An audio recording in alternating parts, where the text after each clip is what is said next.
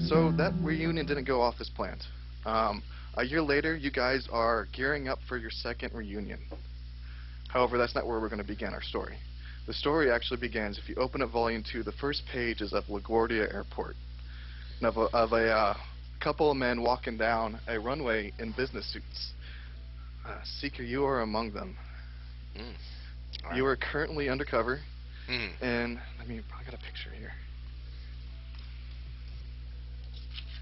Where's my handouts? Show to player. Is that an airport runway? It's cool. Yeah, it's It's LaGuardia. like right off the water. Yeah, it's not on the coast per se. It's whatever. So you have been brought here undercover with the United States Secret Service. Mm. Currently, a bunch of diplomats, government officials from other countries of the world are coming to the United States to attend a almost what today would be a UN conference, Mhm. but now it's been revamped, it's been edited. It's now called the WWRO conference. And what does that stand for? It's the Worldwide Relief Organization, Okay. and those are the people that put your task force together for Golden Egg. Okay. Is this organization? So Third time's the charm. so they diplomats from all over the world, being Japan, UK, and that's Mhm. about it. There's no one coming from India. There is someone coming from Jerusalem, from Israel, Okay. to attend the meeting, but no one from Russia, no one from Europe, no one from Africa is answering. Mhm. But the civilized countries, the people that are fortunate enough to not have an apocalypse, they are Mhm. attending this meeting, and they're all flying into LaGuardia. And when that Okay. happens, America gets in kind of a defensive posture. Mhm. The NYPD, the Coast Guard, everyone circles around LaGuardia like it's going to get attacked. Okay. You weren't involved until they heard the WWRO got an acceptance letter that someone from how do you pronounce it? Karavlas. Is that it? Right, Steve? From where? Karavlas is the dictatorship. Oh, Carblast. Karvlas accepted the invite, and that a top government official is going to be attending the WWRO Okay, meeting. that's not good. That's not good at all. Okay. That's like Latveria for those of you who are comic book savvy. Okay. So you were put into the Secret Service to be the Secret Service agents that were in charge Mhm. and overseeing the protection of this individual. However, the CIA told you, watch this person. Okay. If they're from Karavlas, then they're dangerous, and we need someone that we know is capable of handling danger to be there. Hmm. So you've gotten some training as a secret Service member, Mhm. but you're currently signed to a task force to ensure this person's protection. Pure bodyguarding Dr. Doom's lackey. All right, yeah, it's job's a job, so I'll do it with professionalism and accuracy. So the aircraft from Karavlas comes in without a hitch. You watch it come, it lands, it goes down the runway, and it goes to a section of the airport that's sectioned off for private aircraft. Mhm. And your team is approaching. You're escorting currently the Senator of New York. His name is.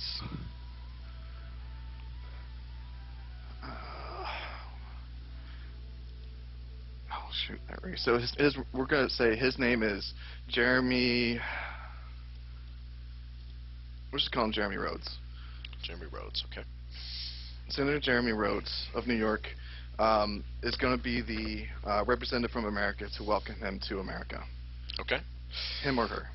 Mhm. We haven't received too much information. And as you're walking down the runway, you look off to the right to the water, and you see NYPD vessels, you see Coast Guard vessels, all with their lights on. You look to your left, you see fire trucks, police cars, you see all sorts of emergency vehicles, all with their lights on. You're trained to you look up to the hangars, you notice snipers sitting on top of hangar roofs, Hmm. overwatching this. I'm gonna look around to myself and blow into my hands a little bit to keep warm, and kind of think to myself that somebody'd have to be an idiot to attack this place. And I'll just keep looking around all the defenses.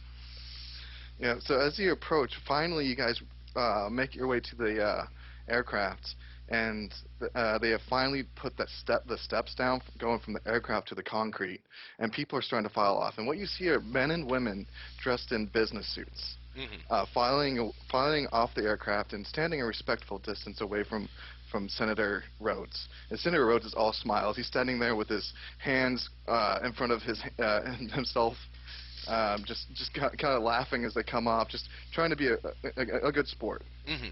And nodding to them as they approach, but he doesn't move to shake anyone's hands.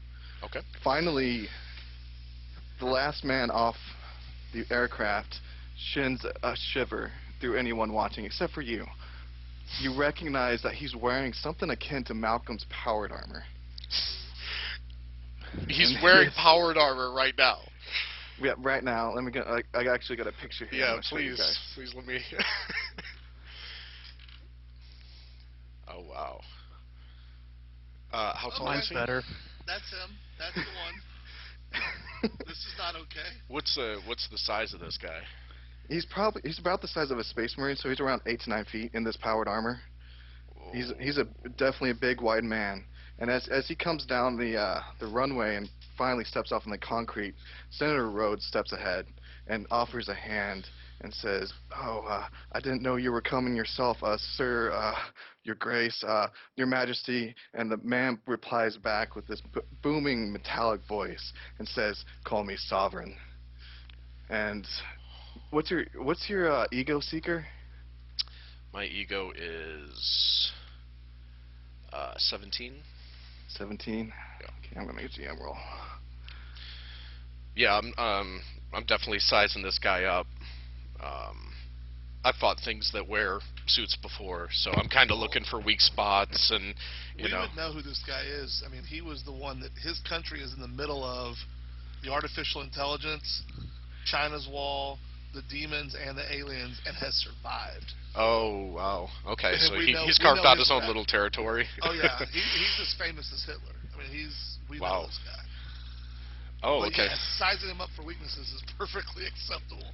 Yeah, because there's not a whole lot of guys that look like this guy walking around that get the level of respect he does, so he's probably a super dangerous individual.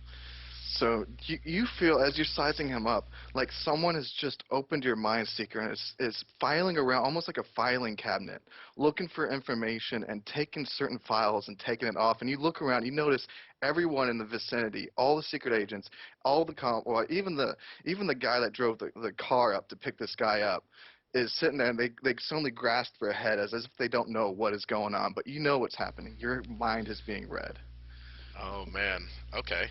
I'm going to look around at everybody else as they're grabbing their heads and kind of trying to work things out. I'm going to look at him and say, I wouldn't advise you to read minds around here.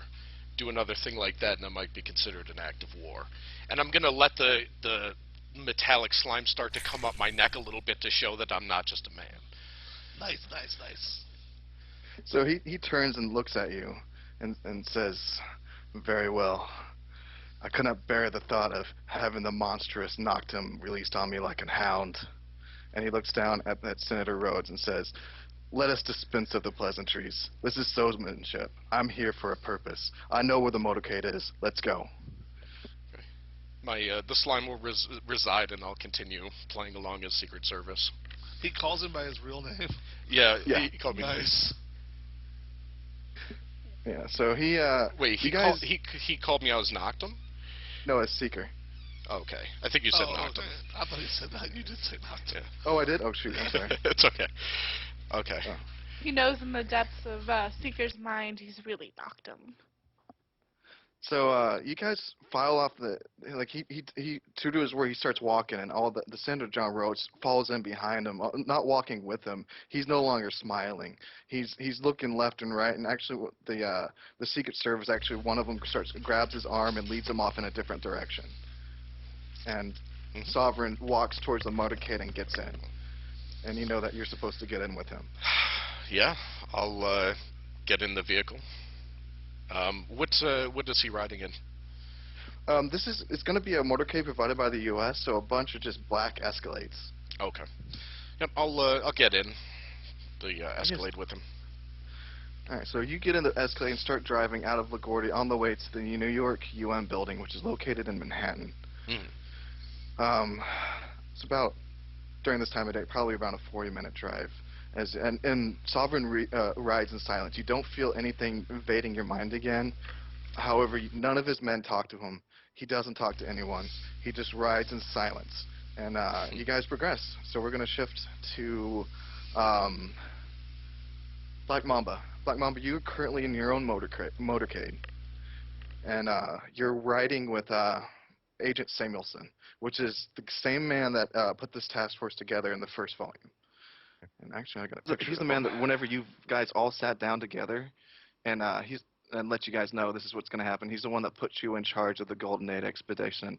He's been whenever you dealt with the WWRO, he's the one that coordinated it. So this guy will show the players. You guys see that? I don't know if I uploaded it correctly.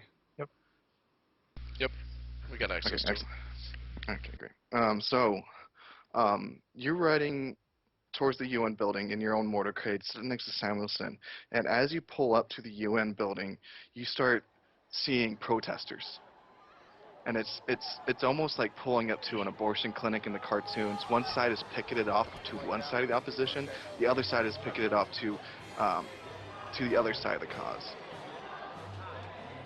And you see on one side people yelling for. You see signs of a portrait of George Washington, and you see a sign being held up called just that says isolationism is the only safe way. And you see more signs held up, don't nuke the Middle East. On the other side of the picketed wall, as you're driving down with the motorcade, you see signs talking about purification. You see atomic symbols being held up. You see that signs that claim that we're no longer safe. We need to strike first.